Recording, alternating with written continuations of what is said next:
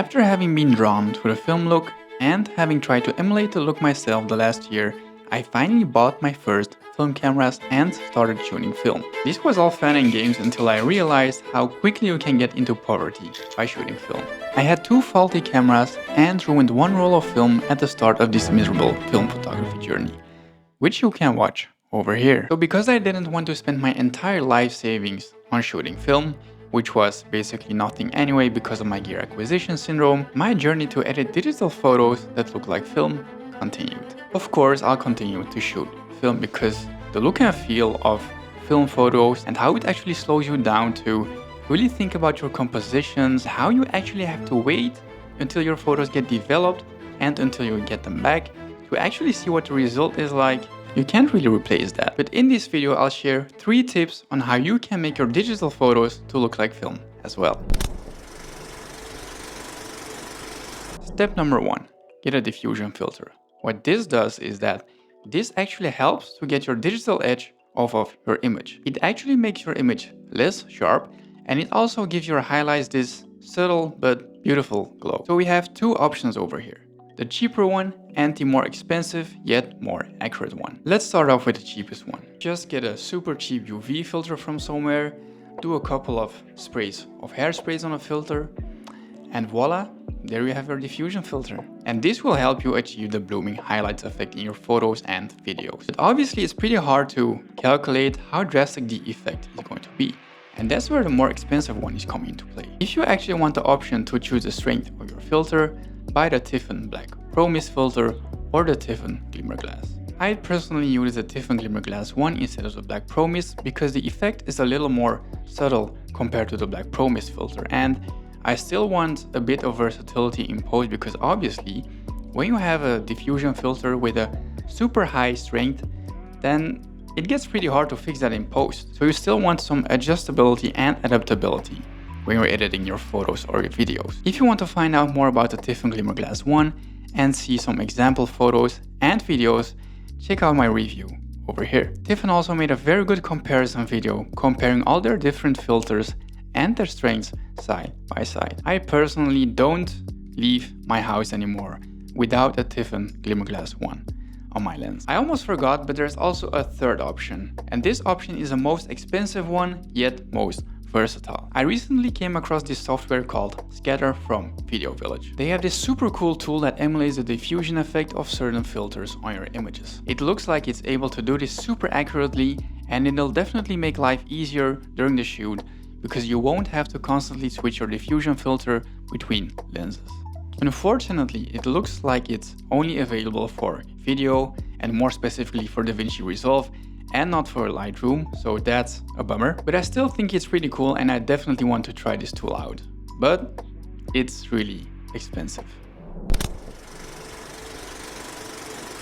The second thing we can do to make our digital photos to look like film is to shoot with vintage lenses. Film photos don't always look the way they do because of the camera with which the photo is shot on, but also because of the lenses on the camera. Because certain lenses also have specific characteristics, and this also plays a huge role in how your image is going to look like. And this is a fairly cheap, depending on the lens that you're going to get your digital photos look more like film. One of the most popular vintage lenses is obviously, just say it out loud, of course, the Helios 442. And I got this lens as well, and I gotta say, it's just absolutely beautiful how this lens renders, and the bokeh looks insane as well.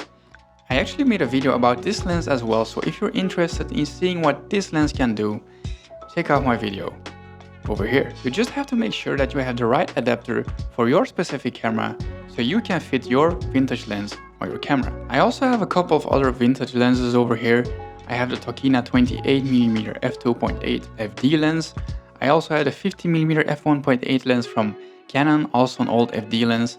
And I have some old Pentax lenses laying over here as well. But I can't show you images yet shot with the Canon FD lens because I don't have a specific adapter for my camera yet. Let me know in the comments down below if you've actually shot with a vintage lens on your digital camera before. A third optional step that actually isn't necessary that you could take is to just have fun with other cameras. And not all cameras in particular. I'm talking about digicams with a CCD sensor. And this step isn't necessary, and it's only for when you have like spare money. Before the CMOS sensors that we now use in our modern cameras, we had CCD sensors.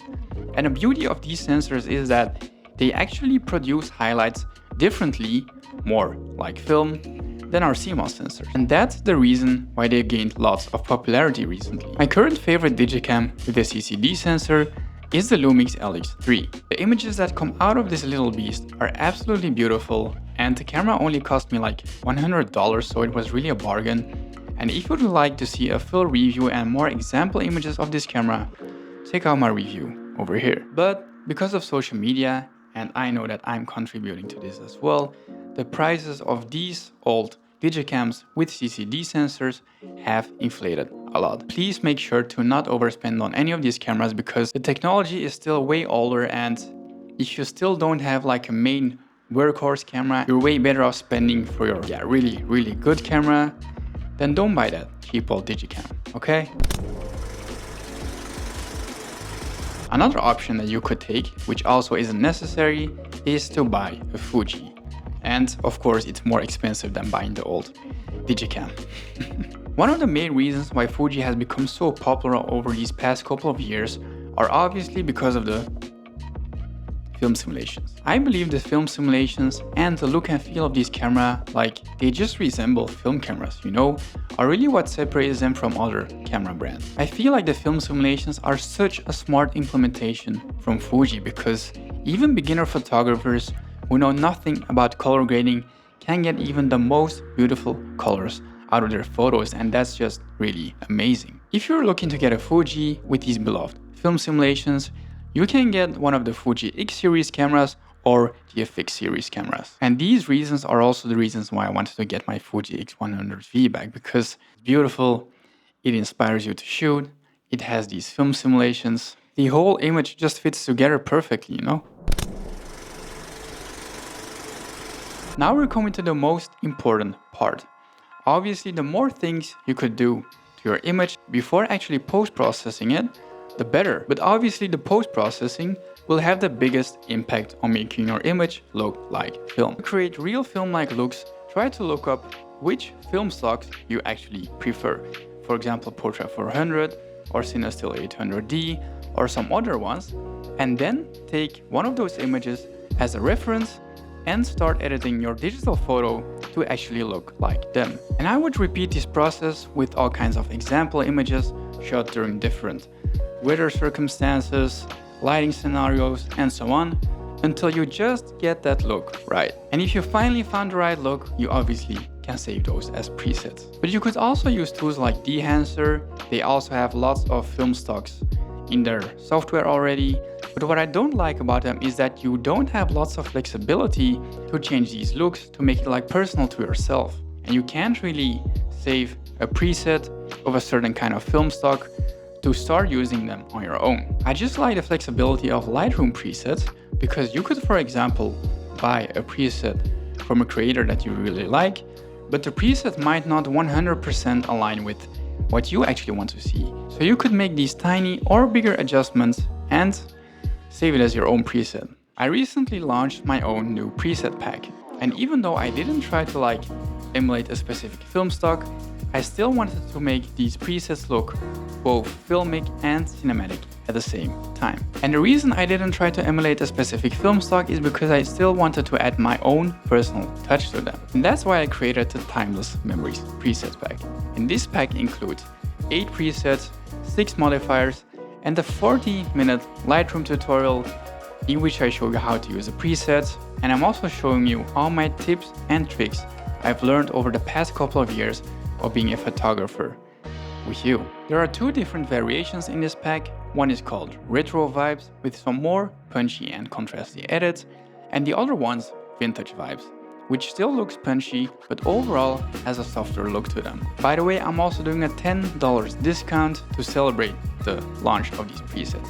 So if you're interested in checking them out, take them down in the link in the description below. But obviously you don't have to get them if you can't afford them or for whatever reasons if you don't like them, but the support would massively help me out in creating these kind of videos for you, because I'm super passionate about this and I really want to make a living out of doing this so I can create more videos for you. I truly hope that this video was helpful to you and that you feel more confident in making your digital photos to look like film right now. If you enjoyed this video, you'll probably enjoy one of these as well.